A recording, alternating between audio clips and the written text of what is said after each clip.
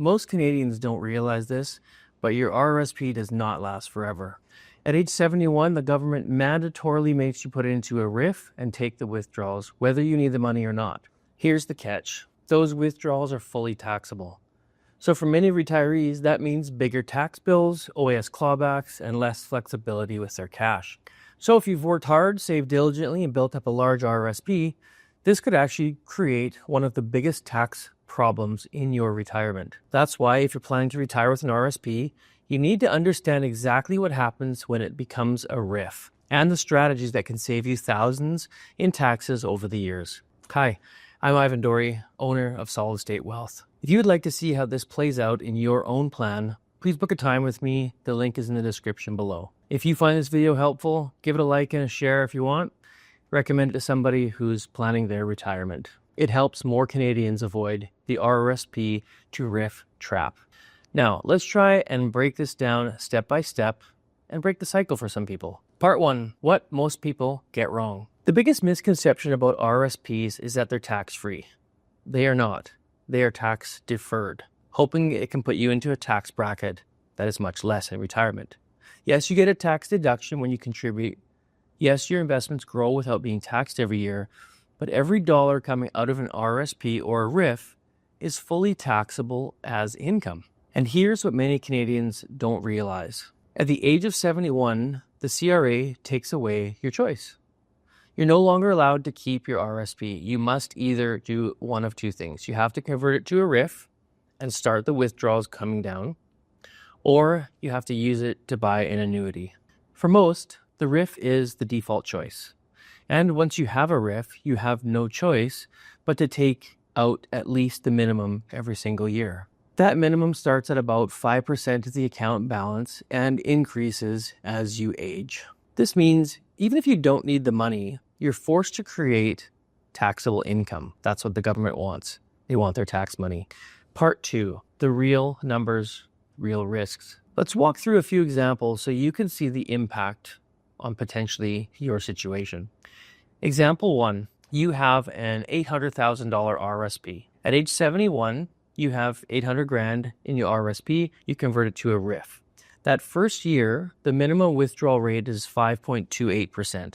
That means you're forced to withdraw just over $42,000 that year. Now you add in your CPP and your OAS. Together, let's say they're around 22 grand. Your taxable income is now 64,000. That puts you in a middle class bracket, paying thousands in tax.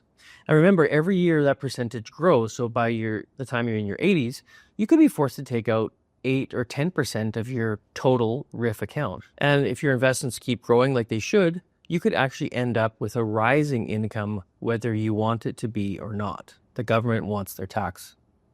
So that could push you into OAS clawback territory where you lose 15 cents of every OAS dollar above that threshold. This is the classic RRSP to RRIF trap many Canadians fall into.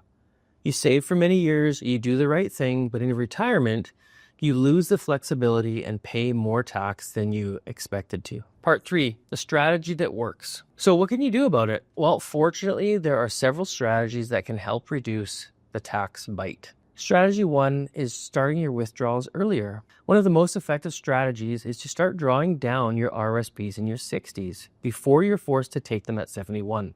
If you retire at, say, 62 and your income is low, drawing $30K a year or so from your RRSPs may mean paying a lower tax rate.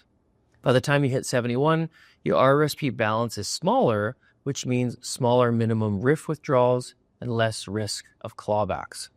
Strategy 2, using your TFSA to smooth out your income. We can combine these two. If you've built up your TFSA savings, you can balance taxable and tax-free income. For example, you might withdraw $40,000 from your RRSP, which is now your RRIF, and then top it up another $20K from your TFSA. You still spend $60,000, but your taxable income is only $40,000. That keeps you below those key thresholds and preserves benefits like the OAS.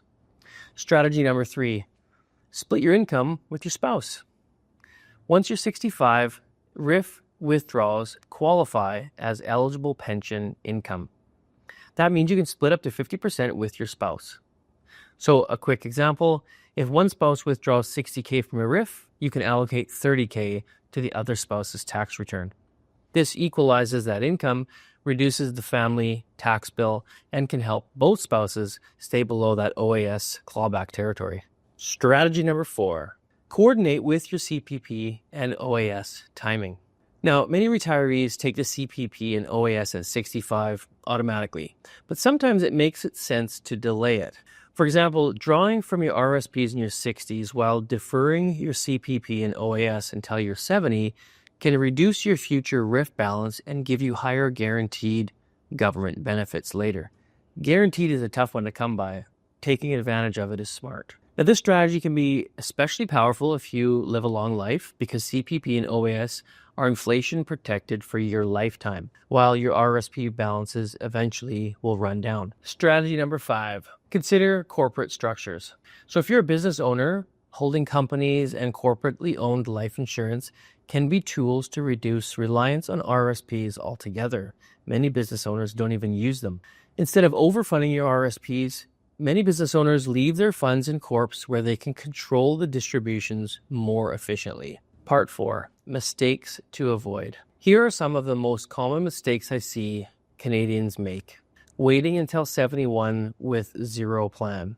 This is the biggest one. You retire, you live off your non-reg savings, and you leave your RRSP untouched. It happens a lot. Then at 71, the government makes you take that RRSP money as a RRIF, and you're suddenly forced to take these huge withdrawals at higher tax rates. Another thing is taking only the minimum withdrawal. Many assume that minimum is the smart choice because you're preserving your capital to grow, which is great, but sometimes it isn't.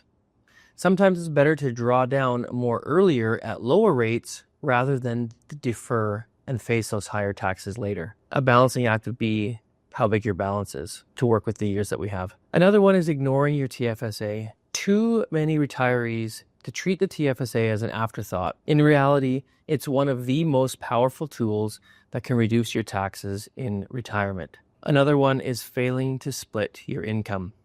If you're married, not splitting your pension income can cost you thousands each year unnecessarily in tax. And another thing is assuming that retirement tax rates are always lower. They're not. Between RRIF withdrawals, CPP, OAS, and investments, many retirees find themselves often in the same or even a higher tax bracket when they were working.